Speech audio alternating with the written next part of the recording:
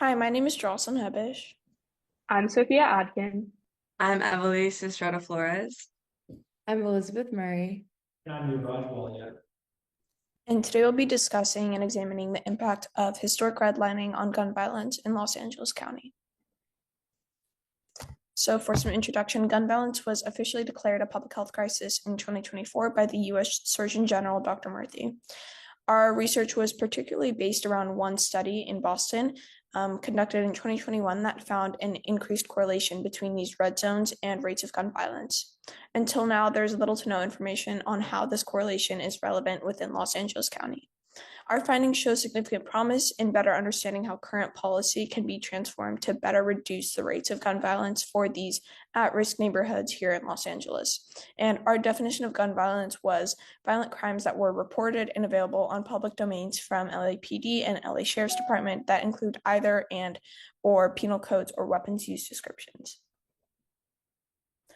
So historic redlining really is a deferral policy enacted by the HULC, or the Homeowners Loan Corporation, in the 1930s that has had lasting impacts on these marginalized communities across the US, but especially here in Los Angeles.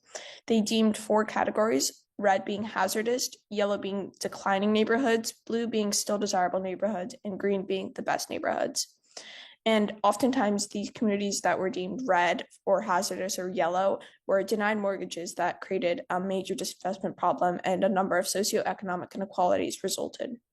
Our research aimed to identify whether gun violence could be classified as one of these socioeconomic problems.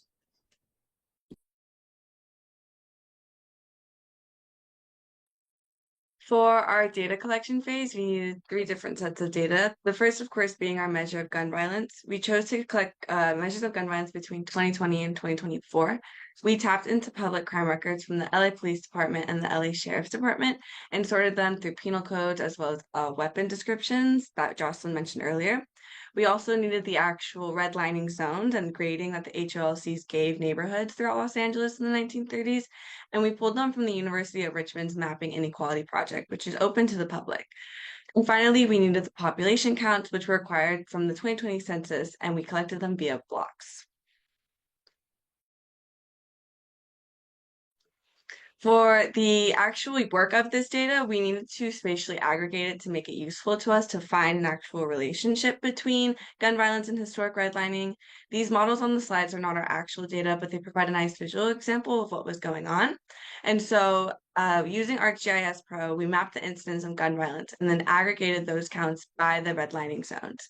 The same process was also used to find a up-to-date population count in those zones using the census blocks that we mentioned. All of this gave us a number of incidents as well as population per HOLC zone.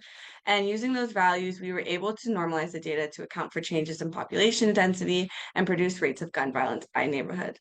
Of course, there are some limitations to this, but I'll talk more about this later. Next, we need to define our spatial regression. Gun violence depends on a bunch of factors, including neighboring values, explanatory variables like redlining grades, spatial lags of the explanatory variables, such as the redlining influence of nearby areas, and random error. We compared the spatial lag, error, and driven models, which are all commonly used in spatial econometrics, and ultimately used the driven model to account for spatial dependence in both the independent and dependent variables, since gun violence rates and redlining rates can influence each other. This network is depicted in the model on the right, accounting for both non-spatial effects and spatial effects. We found that historical red zones are associated with greater incidence of gun violence in LA County, with a coefficient of 2.43 and a p-value less than 0.01, indicating that our effect is both sizable and statistically significant. In the context of our project, this means that for each change in the HOLC designated grade for a hypothetical census tract, gun violence is expected to increase by 2.43 incidents. We also used a negative binomial distribution to model expected counts for each redlining grade.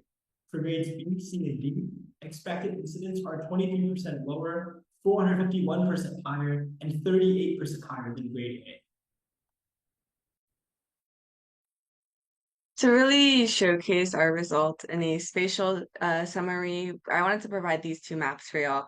On the left is a map actually from the Mapping Inequality Project from the University of Richmond, where you can see what parts of Los Angeles receive poor grading in yellow and red, and which parts receive better grading in green and blue. On the right is our map that we created using the data we collected, and it showcases the gun violence incidence rates per 10,000 people from 2020 to 2024. And the darker red indicates a higher rate of gun violence. And by holding the two up next to each other, you can really see how apparent it is that neighborhoods that received poor grading in the 1930s are experiencing higher rates of gun violence today. Our interpretation of this is that historically marked red and yellow zones are associated with higher greater incidence of gun violence in Los Angeles County. Some of the limitations to our study that we want to quickly acknowledge is that significant association between the two variables does not imply that redlining causes gun violence. And the limited data set from 2020 to 2024 can lead to a significant zero inflation. And we're only accounting for the direct effects of redlining, not mediating factors such as poverty, race, educational opportunities, or heavier policing in certain neighborhoods. In conclusion, we find that historically redlined areas do experience higher rates of gun violence. Gun violence is a public health crisis, and we cannot ignore it. As public health leaders of tomorrow, it is our duty to address issues of the past with a common goal to decrease inequities across Los Angeles County. Through specific legislation geared towards preventing gun violence in historically disadvantaged areas, community-specific programs and resources to support community well-being, and lobbying efforts at local, state, and national levels in support of gun violence prevention strategies, we as individuals can make a collective difference and fight gun violence.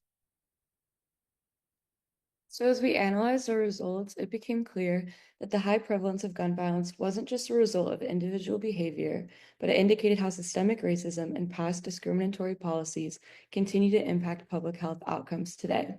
With the results showing a correlation between historically redlined neighborhoods and higher rates of gun violence, there's a strong need for targeted change. Implementing and strengthening community violence intervention, otherwise known as CVI programs, safety initiatives, and green space accessibility within these neighborhoods could help work to reduce the risk of gun-related violence. Firstly, CVI programs are a promising strategy for reducing rates of firearm violence in high-risk communities, as they focus on individuals at the greatest risk of committing an act of or being a victim of gun violence. For example, Advanced Peace is a CVI program in Richmond, California, that works with a targeted group of individuals at the center of gun hostilities, while also being involved with various stakeholders.